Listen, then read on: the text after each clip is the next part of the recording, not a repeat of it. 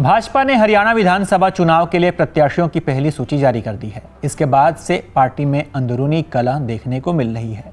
बगावत के सुर बुलंद हो रहे हैं। टिकट नहीं मिलने से कई नेताओं में नाराजगी है। आपको कविता जैन की तस्वीर दिखाते हैं। रुमाल से आंसू पोंछती कविता जैन, जो 2 बार सोनीपत से विधायक रह चुकी हैं, लेकिन पार्टी ने इस बार उन्हें टिकट नहीं दिया, जिससे वो भावुक हुई और पार्टी पर गुस्सा भी फूट पड़ा।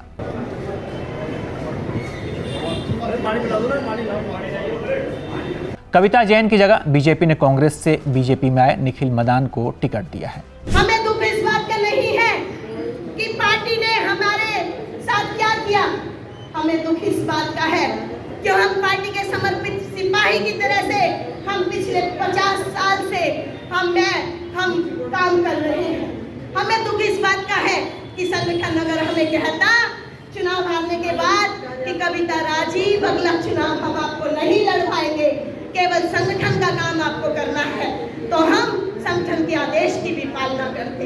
लेकिन पिछले 5 साल लगातार पार्टी ने हर काम हमारे से कराया, हर काम हमारे से कराया। कविता पिछली बार यानी कि 2019 में चुनाव हार गई थी। उससे पहले वो 2 बार इस सीट से चुनाव जीत चुकी हैं। कविता के समर्थन में पार्टी के नेताओं ने इस्तीफे की घोषणा कर दी है। वहीं रतिया सीट से विधायक लक्ष्मण नापा ने टिकट नहीं मिलने से ये भी नाराज होकर पार्टी से इन्होंने भी अपना नाता तोड़ लिया है। रतिया से बीजेपी ने पूर्व सांसद सुनीता दुग्गल को टिकट दिया है, जिस वजह से लक्ष्मण नापा नप गए हैं। पद तो मेरे पास कोई था नहीं, भारतीय जनता पार्टी में तो विधायक था और जो प्राथमिक सदस्यता से मैंने इस्तीफा दिया। और नाराजगी तो है अगर टिकट कटेगी सीटिंग विधायक की, जिसने इतने काम किए और लगातार समर्पित एक कार्यकर्ता की तरह मैंने पार्टी में काम किया है, सरकार में काम किया है, तो टिकट कटेगी तो है कि नाराजगी तो होगी। क्या कोई बातचीत हुई थी टिकट को लेकर? नहीं, ठीक लगातार टच में थे। नायब सैनी जी के साथ मनोहर लाल जी को भी मिल के गया था, तो उन्होंने कहा था भी कोई आपको किसी प्रकार की टिकट कटने की आपकी कोई ऐसी बात नहीं है। लेकिन जब लिस्ट आई तो हम बड़े अचंभे में थे कि टिकट कट गई।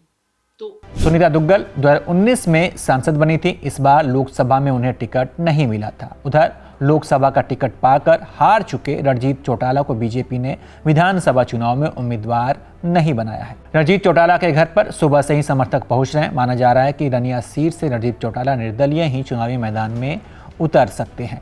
वैसे भी साल 2019 में रणजीत चौटाला निर्दलीय ही चुनाव लड़े थे और उन्हें जीत भी मिली थी। आज कल मेरा टिकट बीजेपी ने काटा। रात को वर्कर के फोन आने के सुबह कहने के 11 बजे मिलूंगा, और आज देख रहे हैं कि सुबह 2000 वर्कर आ गया। सब रानिया से था और सरसा जिले का था।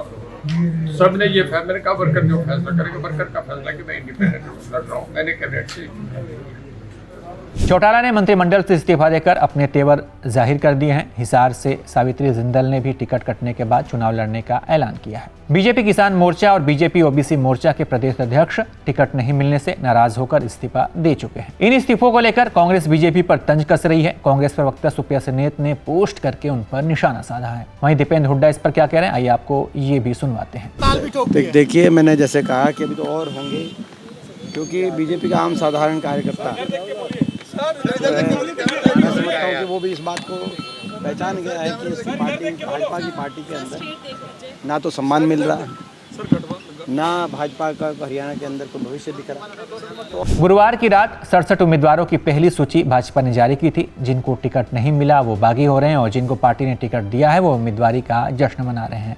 सूत्र बता रहे हैं कि बीजेपी 1-2 दिन तक बागियों के रुख को लेकर इंतजार करेगी। इसके बाद उन्हें मनाने की प्रक्रिया शुरू होगी। इसमें संघ की भी मदद ली जाएगी। वहीं बीजेपी के बागियों पर कांग्रेस समेत दूसरे दलों की भी नज़र है। बाकी इस पर आप क्या सोचते हैं, अपनी राय बताइए और देखते रहिए ABP लाइव।